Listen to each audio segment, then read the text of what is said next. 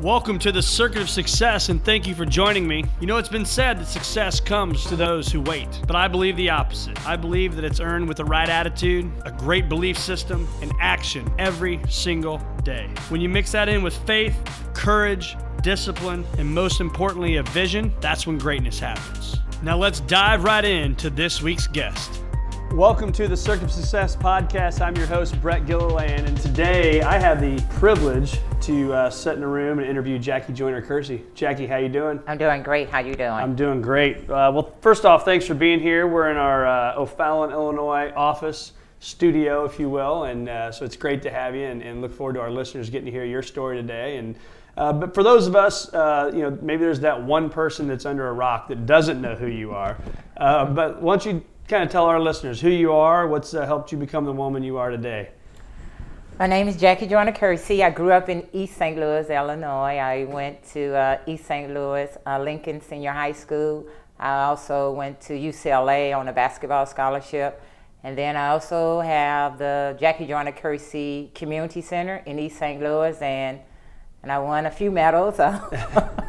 3 golds, silver, and 2 bronze in 4 different Olympic Games. Yes, and so that's one thing, and we were just talking before we started recording, I didn't realize what a basketball player you are.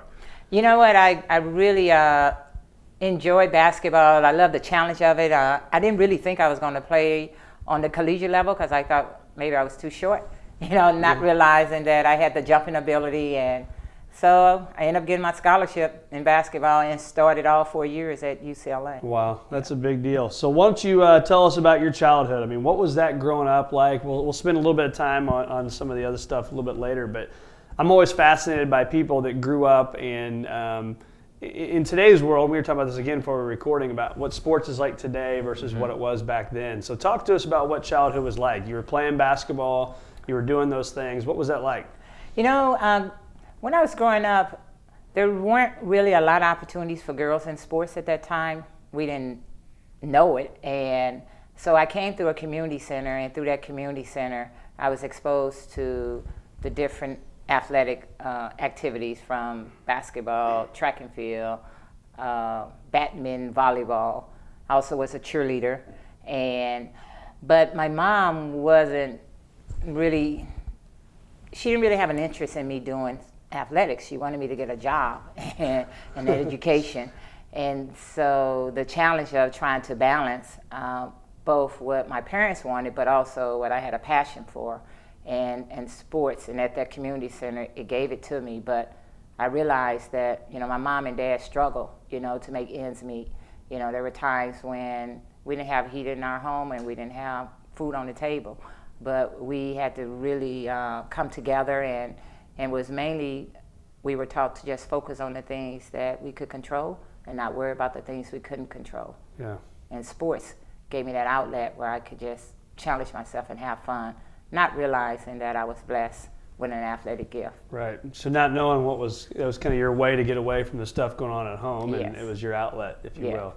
Well, let's talk about you talked about 3 gold medals, 1 silver medal, and 2 bronze medals. Doing my research, I was fascinated, and I remember like it was yesterday, the 1996 bronze medal, where I've heard you say was probably the most important one. Tell us about that. Why was that? The reason the 1996 Olympic medal was my pride and joy, before I could even get to 96, it started in 84. In 1984, I was picked to win the gold, and I had never been injured before, and I was dealing with an injury that I really let that injury get the best of me. Psychologically, I didn't focus on the things I needed to do to get the job done. Because my leg was heavily bandaged, that meant something was wrong. And even though my coaches and everyone said I was ready to go, but I didn't believe I was ready to go. And I went through that, and I missed winning the gold in Los Angeles by 5 points. And then some 12 years later, I have an opportunity to make another Olympic team in 96, or 16 years later, I make another Olympic team, and I'm dealing with similar injury, but opposite leg. And it had come full circle had I learned. And going into the final competition, a long jump, and my last jump, I'm in 6th position. And I said to myself that, never give up on yourself. If you believe, you can get the job done. And I visualized myself coming down the runway, attacking the board, climbing in the air, holding myself in the air for 1 second. And I said that if the leg goes, they're going to send a gurney out there and pick me up. But I'm going to give it everything I have to give. And I was going for the goal. And because of that, I think I came away with the bronze. Yeah. And that's why the 96 Olympic bronze medal means more to me, because at that time, I'm already an Olympic champion. I'm a world record holder. I could have walked away, but I didn't give up. I wanted to give it my last shot. Yeah, you battled. You Yes, battled. That was yes. awesome. I do remember that too. Your leg being bandaged, and Yes, you did that oh, jump, gosh. and the emotions behind that was phenomenal. And so talk about that. I mean, a lot of this podcast is built around the mental side. So whether you're in sports or you're in the boardroom for business, whatever it may be, you got your friend Joe Mark over here and introduced us from Enterprise Bank, and so thankful he's here today to introduce the two of us. And so he's sitting in a boardroom, and you're on a track, at a track meet somewhere. What's the mental side of that? What's the preparation like? The preparation starts in practice. You prepare yourself, you do repeats in practice, you go through different things in practice, and once you get ready for the competition, it's really about executing. You don't have a whole lot of time to be thinking about what you need to do.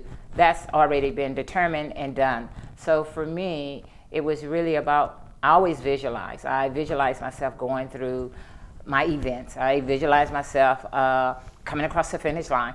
I visualize myself winning.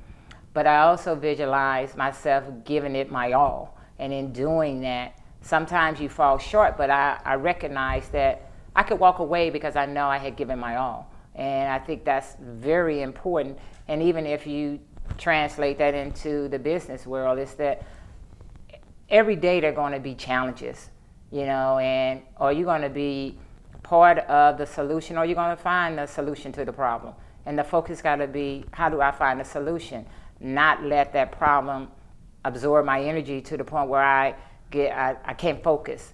Is one of the analogies we use in our sport, is that we know we need to execute, but you can't get to the point where you get paralysis by analysis, that you analyzing everything and you can't move at all. Yeah. And so when you talk about that visualization, what's that look like for you? Are you, I always talk about Jason Day, the golfer now. I watch, before he hits a ball, if you watch him, he shuts his eyes, breathes, he's visualizing the shot, gets up there and makes a shot, and that's why he's one of the best golfers in the world, right? And so what did that look like for you? Right before a race started, what were you doing? Right before a race, I actually see myself walking through the tunnel. At the start of the race, I see myself doing my little routine that I might go through, get into the starting blocks, real intent, listening for the gun that goes off, making sure I don't move before that. And then once the gun goes off, I'm just executing. I see myself as at the 100-meter hurdles. I'm attacking the first 3 hurdles. I know 4, 5, and 6 is where the competition is. At 7, 8, 9, 10, at the 7th hurdle, I'm regrouping. I'm coming down, and then I'm going across the finish line. From the 10th hurdle to the finish line, I know I got 5 strides, and I'm crossing that line, and hopefully I execute it and look over to the side and see what time is up there. So if you're listening to this and not able to watch it because we're recording today, is you could see in her eyes and her mind, she was actually doing that race right here today, and how that just built into her brain. So that's awesome. And so talk about that moment. You cross that line, you look over, hands go up, right? All the track stars, you all do that, and it's like you just won the gold medal. You know what? For me, it's a little different because I compete in the multi-events. And that's just one moment, because I have to do 6 other events before I can even claim victory to the goal. Right. So, in some cases, yes, you want to celebrate, but I only have 30 minutes before the next event. So I better calm down, refocus, and get ready for the next event, because you can really lose sight in that moment of celebrating and forget that, okay, you got another event you got to go to. Right.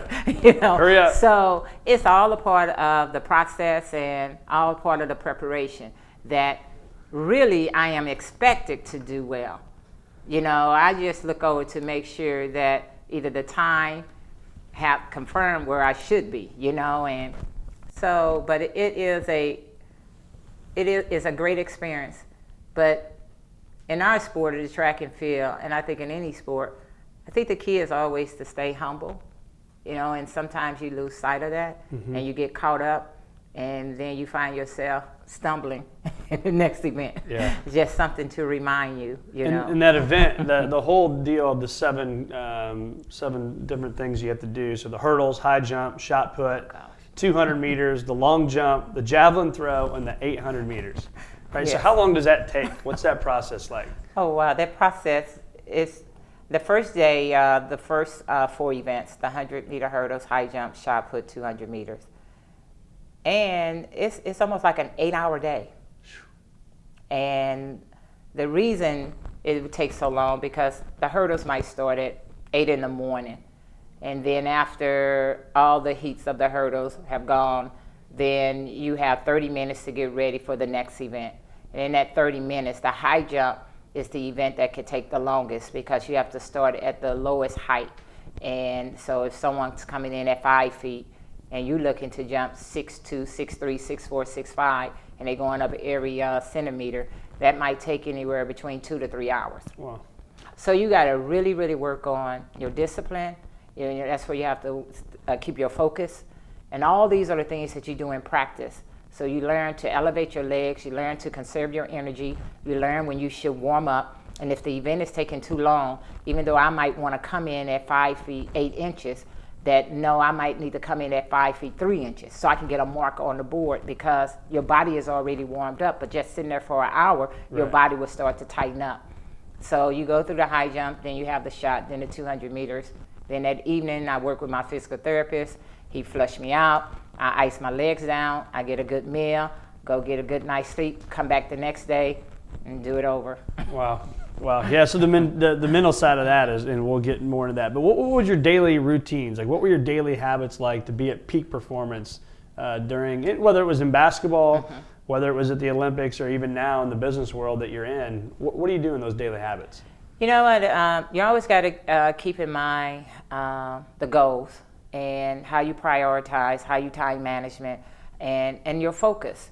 And I also recognize even in the business world or even just doing the work at the community center or being in the athletic arena that, I can't be everything to everybody, and it's okay to pull certain things away. If I need to just focus on this one aspect, then let's focus on that and then build on it, because when I take on too much, it becomes overwhelming, and then I start to believe that I can't do it, and I can't isn't a part of my vocabulary. Yeah. So impossible spell impossible, right? That's why I love that word. Right. So what was your exercise routine like when you look at that? And obviously you got to be at the peak level performance because you're playing against and competing against the world's best at what you do. And so what was your exercise routine? Our exercise routine is that we would look at the schedule, and we know in August this is where we want to be, and then we'll work our way backwards. So forward to the beginning of training. So we knew come October, November, those are the months that are dedicated to strength work and conditioning work, long hours in the weight room, and then you get into describe long hours. What's that long mean? hours would be like 8-9 hours, a day. That includes the work that you're doing on the track, the work that you're doing with your physical therapist, then also the conditioning work that you might come back and do, or your weight room work. So my schedule was designed how I would have to compete. So I had to figure out during those hours when I would find myself getting bored, and what would I do with that boredom time. So, and how do I conserve my energy? So if I'm on the track and I might have to do a 600 breakdown, that might be a 600, 440 to 320, then 250, then 150, that kind of breakdown. But then you might have a break. And so in that break, what do? Do you find yourself laughing and having fun with your friends? No, I find myself getting in a corner, elevating my legs, conserving the energy, because now I got to come back out here in an hour and just do technical work in the shot put or technical work in the javelin. Then after that, then I will leave and go see my physical therapist. Physical therapist will flush my legs out, see how my legs feel. If he feels something, if I'm feeling something, communicate that back to the coach that maybe I think her hamstrings are real tender and it might not be a good idea. Tomorrow you guys supposed to do speed work. I would back off on the speed work, you know, and then after that, then I might have to go do, not have to, I would go and do a 20-minute road run to finish up my conditioning. Okay. So you wanted your body to feel exactly or similar to what you were going to feel like in a competition. Because in the competition, it comes down to, are you mentally prepared, or are you just, you're not doing what you're supposed to do? Just going through the motions. Going through the motion. Yeah. And so talk about that, because not every day do you want to get up and go work out for 8 or 9 hours. Not every day, you know, do we want to get up and go to the office for 8 or 9 hours, right? But those people that are great, they do it, right? They do it anyway, and they show up and they make things happen. So on the days you didn't want to go, how did you make yourself do it? The thought of never going never crossed my mind, because no one could outwork me. So I was always in that mode of, these are the things that I need to do. These are the things I have to do, because someone is out there wanting what I have. And if you want what I have, that is a gold medal or the world record, then that means you are outworking me. So I couldn't allow that to happen. So even days when I didn't feel good, I know that I'm asking my body to go through 7 different disciplines, and for it not to ache, that, you know, it's crazy for me to think that my opponents are not aching either. So no, it's not about the aching. You put that beside you, and I get out here and do what I have to do. So when you hear the word vision, what comes to mind? Really the idea that I have for myself, or where I see myself going, or where I see myself accomplishing, or what I see myself doing.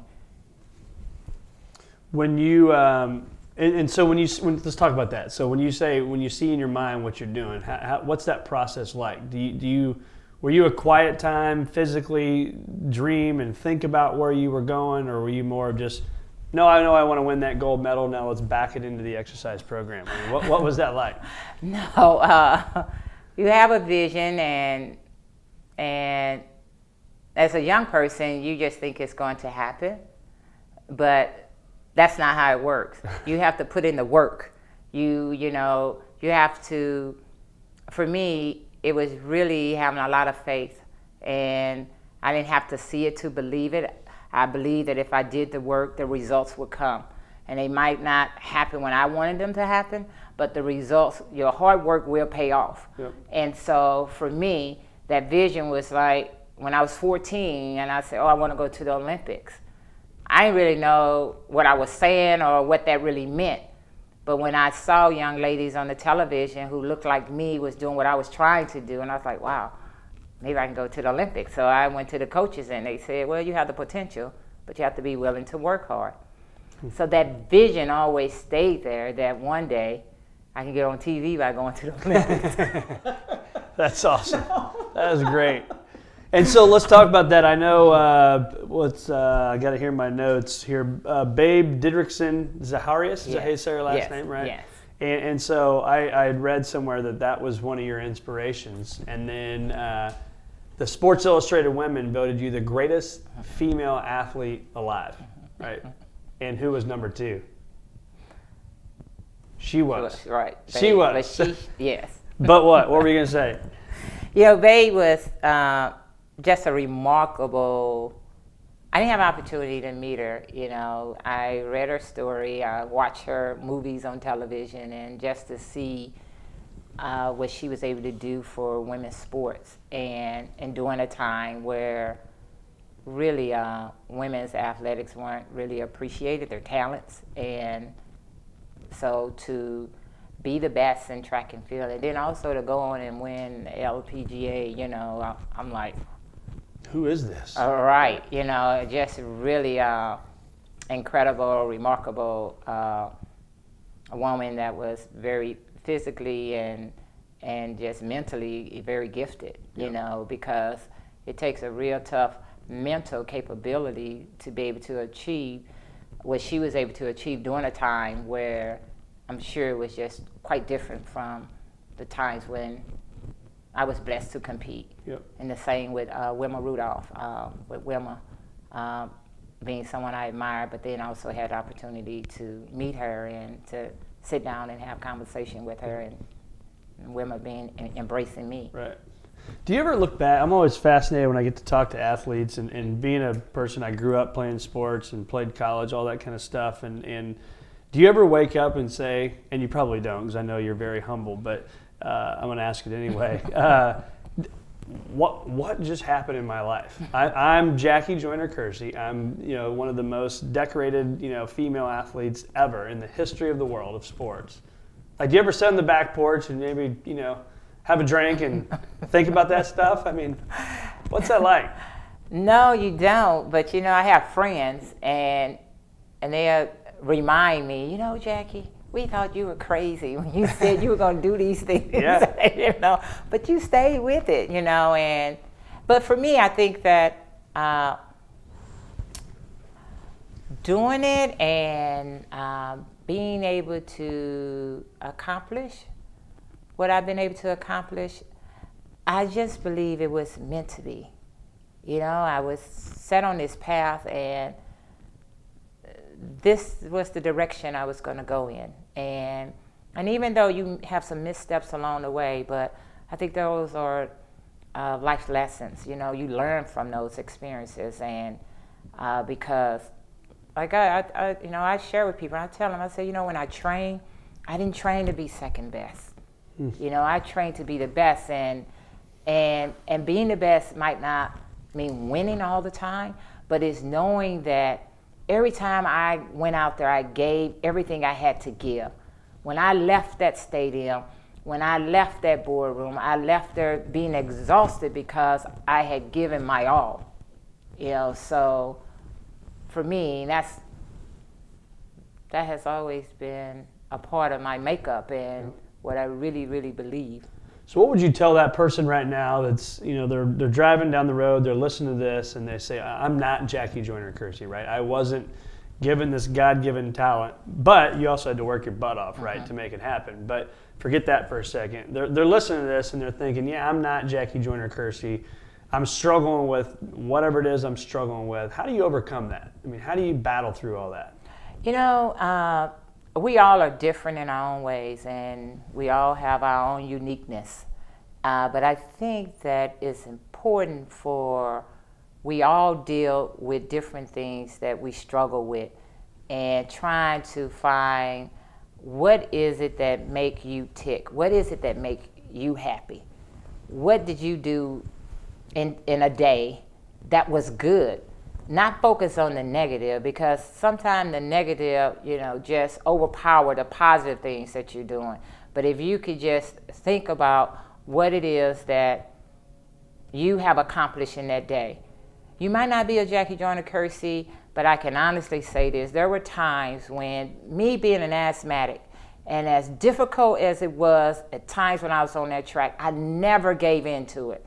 I've tried to figure out what I need to do to get my asthma under control, because it was getting the best of me. And I knew internally, but I would never let anyone know that this is a battle, So what I'm saying to the listener is that whatever it is that you might be battling, that you have the inner, innately power to change that. You have to change your mindset. When you change your mindset, it would change your behavior. And once your behavior changes, then the actions moving forward would start to change as well. So if you believe you can do it, then you gotta honestly say, I believe that. Not just say it because my friends around, okay, I believe it, and your actions show something totally different. Yep. So let's talk about the circuit of success. We talked about it up here on the wall before we started recording. So attitude. Talk to us about attitude. The attitude is lean factor. What we think and believe, our attitude would demonstrate that. And it's just something about that. If you're a believer, you're a believer. If you believe you can get it done, or if you're one of them people that I see red, no, it's blue. You're going to always see blue, and you're going to act like you see blue. So your attitude is everything. One of the things that my coach coaching me, who was my husband, it was always that I had to always be, not reminded, but respectful that in order for us to win together, I had to always be willing to be the student. no matter how great they said I was or what I was doing, he was always the coach. So always keeping myself in a coachable position so I could continue to learn, not take on the attitude because of all the accolades and the news clippings, that I started to change and my attitude started to change, because then my behavior changed and my performance started to change as well. Yeah, it's big. To be great, I always had to be the student. That's phenomenal. Yes. That's a great piece of advice right there. So talk to us, and you've mentioned this already today, but beliefs. So the second rung on that circuit is beliefs. I mean, what are your beliefs to be great, to be successful? You know, my belief is that, one, I have a lot of faith. Two, I realized, you know, that God blessed me, but then not only blessing me, but blessing the right people to be in my circle. And that's crucial, because on the journey of, in athletics, you know, that there's sometimes you're young and you don't know how great you could be, but that's what coaches are there for. They their eyes, they see you, they could see you 5 years down the road. So having that kind of belief and faith speaks volumes, because that's the encouragement that one needs to continue to come back day in and day out. And it's the same way that, you know, a listener out there might be saying, well, no, I'm not there. But your team leader, your captain is always saying that, you know, I know you can do this, or you're doing better, or you might take it as, oh, why are they on me? Why are they? Because they see the potential in you, and they know that you can go to the next level. As long as, if they keep believing in you, and now you start believing in yourself, then we can get there together. Yep. Yeah, and so if you look behind me on there, you look at that belief in the top right corner, and then that fence post goes down is what? It says faith, right? Faith, and, yes. and you've talked about that today, Yes. is because once you believe, now you got to have faith, right? Right. And you said it earlier, is you don't necessarily have to see it. You just got to have the faith to make it happen. Mm-hmm. So I believe these things. I now have the faith. What were the actions? Whether it's today you got to still do to stay successful, or and back in the Olympic days, what are the actions and the activities you need to do daily? Oh, you continue to have to do the work, because, you know, for me, faith is the substance unseen, but you putting in the work to get the results. Because who to say that, you know, I'm gonna be an Olympic champion? I have faith that eventually I'm going to be that Olympic champion. But in order to achieve that, I just can't lay in my bed, or the same way with an exam. You know, I'm not going to ace that exam if I don't study and put in the work, you know. So it's the same attitude. You still have to do the work, you know, and as long as you're doing the work, that faith becomes stronger, because now the results are going to come, because when you step out there, you stepping out on faith. And you stepping out there knowing that I'm ready to go. Right. That's why I don't mind my competitors on the left or right. They're supposed to be there. But I'm not going to get caught up into what they're doing. I'm going to be caught up into what I'm supposed to do. And I'm supposed to get out here and execute what I've been prepared to do. If you've not taken note of this, to the listeners out there, work. Yes. Right? Yes. Joe Seaberger was a guy that told me this. I was 23 years old.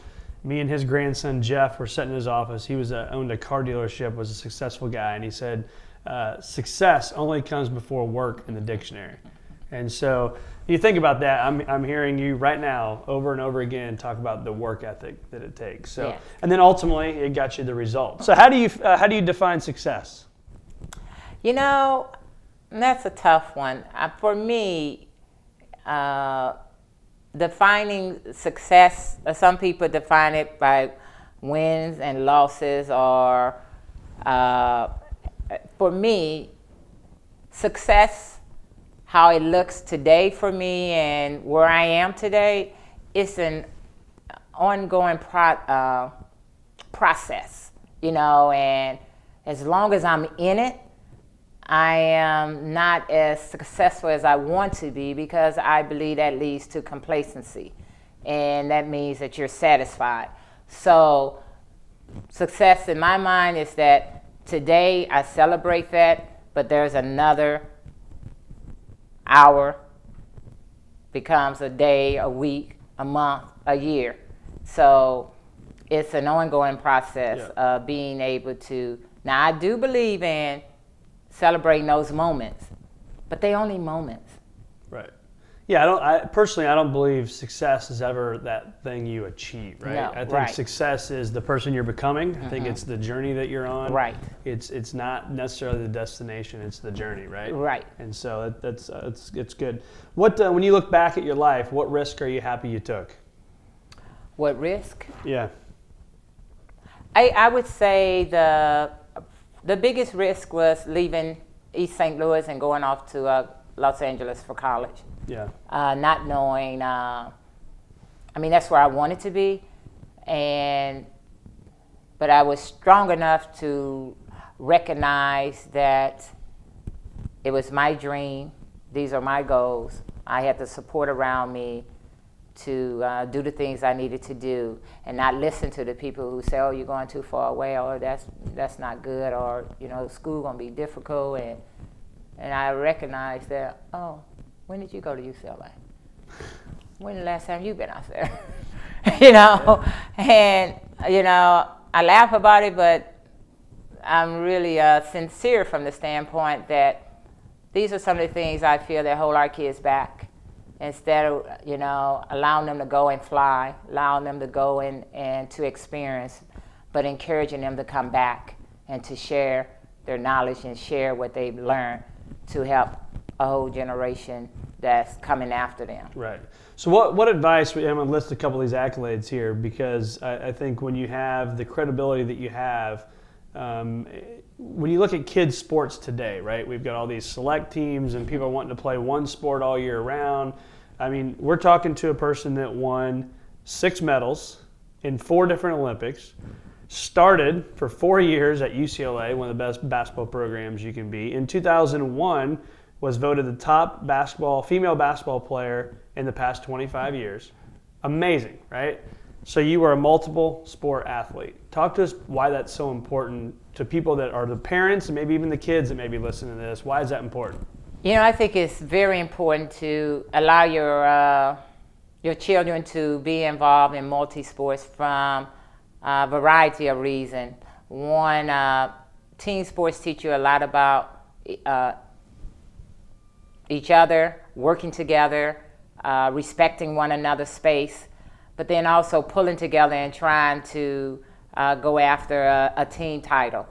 And I think when you're younger, that it's good to do multi-sports. And there will come a time where you can decide if you just want to do basketball, track, or softball, or tennis, But I find that a lot of parents that I come across today is that they see their kids where they want it to be, and sometimes they feel that, well, no, I just want them to focus on, say, running track, not do basketball, not do volleyball, and I think that in a long term, that it could be a detriment to that young person, especially, I see it with, I see it both with girls and boys, and the battle with boys with football or basketball, or football and not doing track, and how the sports overlap and they can help them.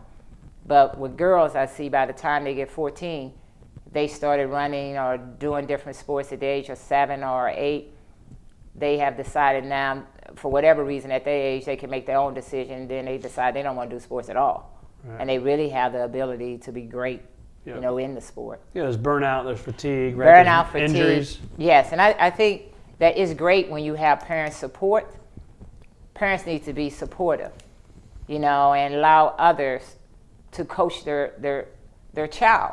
Because when the child has a problem, they need to be able to come to you and ask you or lean on your shoulder and allow you to be the parent.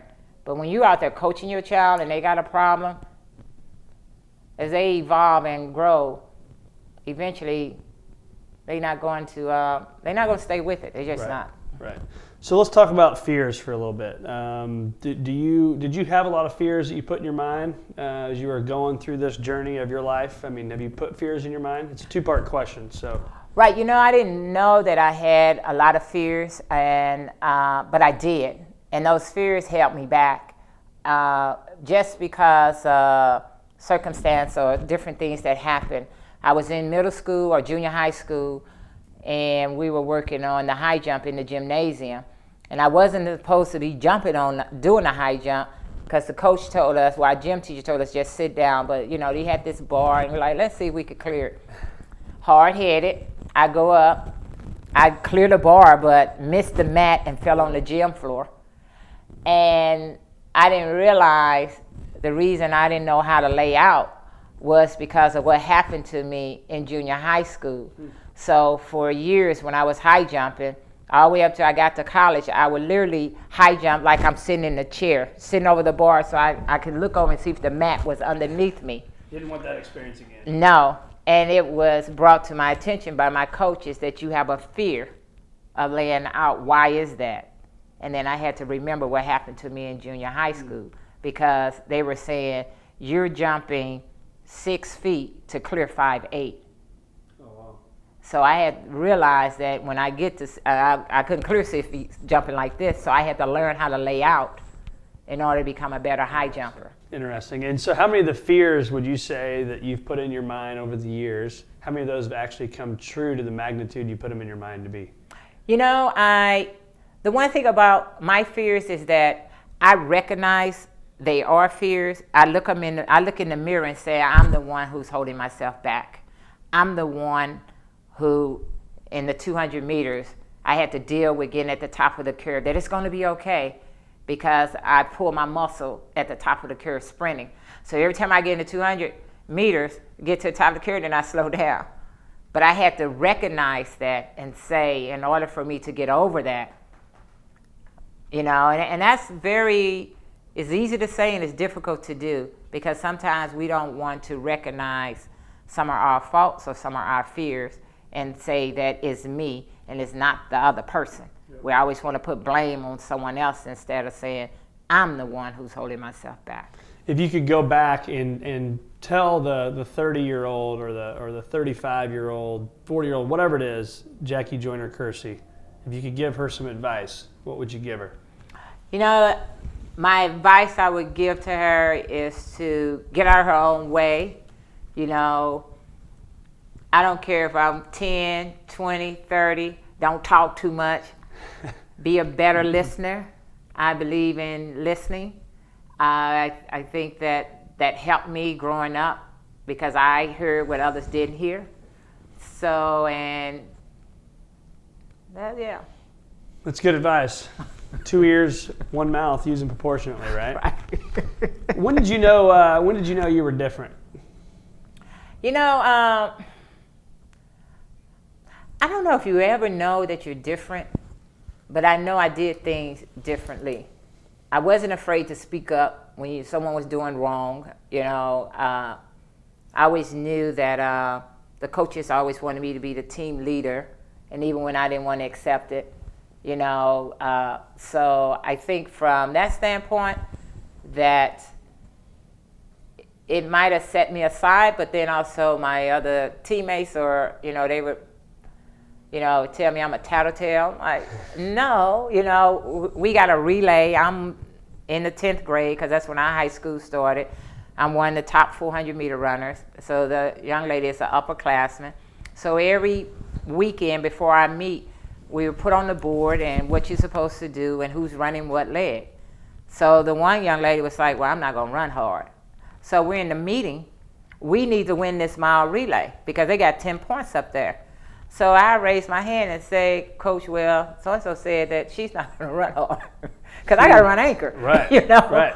And we were like, well, what's that all about? Because she talking about what she going to be, because she got to do these other events. But I'm like, everybody else got to do 3 or 4 events too. So, right. And I'm like, it's about the team. It's not about the individuals. Yep. The individuals make up the total points so we can win the team title. Yep. So talk to me about turning doubters into believers. So, and you said this, right? Yes. Is you had these big goals and you're back in high school saying, I'm going to go to the Olympics. And right. Right. Just like you and everybody else, we're all going to go to the Olympics. Right. But you did it, right? Right. So how do you turn doubters into believers? You know what? I am a firm believer that no matter who's in your camp, I mean, it matters, from the standpoint that they're supportive. But my coaches, my parents, they couldn't want it more than me. I had to want it more. And me wanting it more if they had doubt, then I was able to turn them into a believer from the standpoint that you didn't have to tell me what time to be at practice. You didn't have to tell me when to leave. I would be the first one there and the last one to go. The same way when it comes to the job. I'm the first one there. I don't think there's anything beneath me. I can do the same thing the next person because I believe in what we're trying to do. And one of my questions, which I'm not even going to ask the question because that's what we've talked about a lot today, but is it talked to me about work ethic, and we're hearing it time and time again. And so the advice for that business person, because we've talked a lot about sports, again, they're driving down the road, they're exercising. Is it work for them too? Just show up every day and just battle and get to work every single day? I think that it's work, but it's also having a passion, for your work, and that passion drives you, and that becomes contagious to the people who are working with you or for you, because if they see you're doing it, it's like, man, I'm gonna give 100% because they don't really have to be doing this, then that lifts your spirits up, so the passion drive the work, but then also putting in the work. Because there's a lot of people that can tell you how to do it, but they have no idea why they're doing it. Yeah. Talk to me now. Let's turn the page a little bit here and talk to me about what do you want your legacy to be? What do you want to be known for? I think for me, and I know this is probably simple, but I really just try to be a great person, a great human being. Yep. And I hope. I know there's a lot of things I've done, but I think being able to connect and have an impact on people's lives, and they come back, some of the young people I worked with years ago that come back and say, I helped turn them around. Those are the kind of things I want to be known for, because now everyone, they will never know about this, but it gives me a sense of joy on the inside that, when I started out doing this, going to the Mary Brown Center and just the community center, it was only because there were some people that volunteered, and I didn't even know what the word volunteer meant, but they made it possible for me. Right. So tell us about that now, what you're doing, and with the Jackie Joyner-Kersee Center and all the stuff you're doing in East St. Louis, and really all over the world, but especially here close to home. Tell us about it. You're beaming right now. Again, if people are listening to this, she's beaming. Like smiling like you wouldn't believe. And so you can feel it in her heart and her passion about what she's doing for kids down there, and it's amazing what you're doing. Yes, I'm very, very fortunate. Joe Marks, who is here at Enterprise Bank, who's also on our board, and this is my heart and soul is the community of East St. Louis. And, growing up, I realized what the community center did for me. And so in building the Jackie Joyner-Kersee Center, opening in 2000, and having impact, being able to have a building that sits on 37 acres, and I think we're at 62 square feet now, with an addition of Head Start with the 22,000 square feet, but we also do after-school programming. We have the gymnasium, we have our STEM program, we have our life skill program, which is called Winning in Life. It's written after my autobiography, A Kind of Grace, where they go through the 14 different principles, and we have a physical component to it, but it's life skills and leadership development. And it's my hopes that not just the young people come through the center, but this community at large, the whole metro region, embrace what we're trying to do, because the investment that you invest in young people today, you will see a return, 5-10 years, down the road. Yeah. So why is that so important to you? Is it because of what it did for you when you were a kid? Because you could be the person, right, sitting on a beach somewhere and basking in the glory of all the Olympic medals and doing all that stuff, but you're choosing to get in that community and get your hands dirty. I really believe I was driven from the standpoint when I was coming up it was a lot of successful people that would come through the community, but then once they were successful, they wouldn't claim East St. Louis as home. And so for me, I remember in the 1988 Summer Olympic Games that I had just won the double gold, and in the closing ceremony, and the NBC put on the television, because I wrote a banner that I love East St. Louis. And I wanted them to know that just because I'm successful here, I haven't forgotten where I come from. And I think that, to me, that is so important, because a lot of our young people, even still today, I can go through the center and they be like, oh, you should be in Hollywood. And I'm like, yeah, Hollywood is right here. Yeah. Hollywood is where we make it. And so if I can just instill in them a little bit of being proud of where we're from, but also in return to want to give back, teaching them how to give back. And giving back might not be, you might not have the finances, but just giving up your time.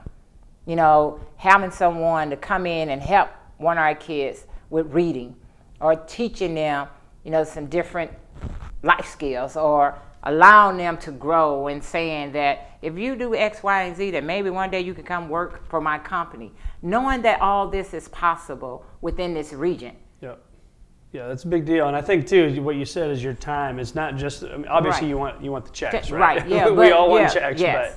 But sometimes it just starts out with just the basics, giving your time, because that's what someone did for me. And I know you've got an event August 26th, yes. and it's your trivia night. Tell us a little bit about that. This will be our first annual trivia night, August 26th, and it'll be an event we're going to hold at the Jackie Joyner-Kersee Center.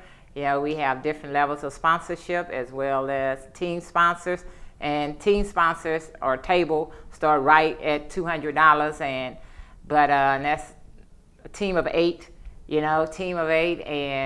and then also we have our gala October 26th. That's one of our biggest fundraiser, because we operate on a 1.3 annual budget, and of that budget, that's 660 some thousand that's towards with our programming, and we have a large facility, but of that 1.3, $500,000 of that for the last 2 years we raised from our gala. Wow. And so that's a big portion of our funds that we raise, and have a very, very engaging board. That's a very supportive board, but we have to be able to reach outside our board to continue to allow us to grow. Yeah, well, you're doing great work there, and so we appreciate everything you're doing in this area. It's awesome. Talk to me, last few questions here. Talk to me about, you're standing on top of the podium and the national anthem is playing. And I'm getting chills asking the question, and it's my favorite part of the Olympics, but what's that like, and watching the American flag go up, knowing what you just did? It's one of the greatest feelings in the world, because for me, when I'm standing on that podium, I'm standing there thinking about all the people who helped me to get there. And you're very proud and prideful, and you're not going to cry, but something about emotion, boy, them tears just start coming down. You try not to, but it's really, it's just a really great feeling for the people who really helped me, and they're not able to stand there, but I want them to know I'm thinking about them. I think each one of those tears is the amount of hard work you put into what you did, right? Into your craft. Yes, and the hard work, every time you do an interview and they be like, do you feel the pressure? And you're like, no, I don't feel no pressure. But I'm telling you, when you're on top of that podium, it's like a load is weighted off your shoulder. And I'm like, oh, that must have been the pressure they were talking about. Well, that's what they were saying. Because when you live it every day, you just in it. But there is a sigh of relief. So what's at the top of your bucket list now? You've done amazing things, right? And you've done things that are probably on my bucket list that you just have done just because of what you've accomplished. But so what's on top of your bucket list? Really is making sure that the Jackie Joyner-Kersee Center continue to be sustainable and a viable asset in the community of East St. Louis. That's, day in and day out, no matter if I'm in Illinois or traveling, across the world. trying to get people to come visit us at the JJK Center, see what we're doing, see where see what you might like, and hopefully you make an investment into the center. And one thing I did not say with the trivia night, we still have tables available, and you can contact us at, Jackie Joyner-Kersee Center. The phone number is 618-274, spell it out, KIDS, kids. I like it. Or you can go to our website at jjkfoundation.org. So that's at the top of my bucket list, because I get to do a whole lot of things, that I'm blessed with. But, being here day in and day out, I didn't think it made a difference, but it does. It makes a huge difference in the eyes of those kids when they see me every day. Yeah, it's a big difference, Yes. big deal. Well, Jackie, I just want to thank you just for being here today. I know you got a lot of stuff going and a lot on your plate, so for you to come here to the office today and do this means a lot, and I know our listeners are going to get a ton out of it. Thanks to Joe over there for introducing us, and what a great podcast this has been. Lots of takeaways. Really appreciate your time. I appreciate it. Thank you. Tune in next week for another episode of The Circuit of Success with Brett Gilliland on the lineupmedia.fm podcast network. Subscribe to the show on iTunes, Google Play, Stitcher, and through our website, circuitofsuccess.com. Follow us on Facebook and Twitter, and email any questions to info@circuitofsuccess.com.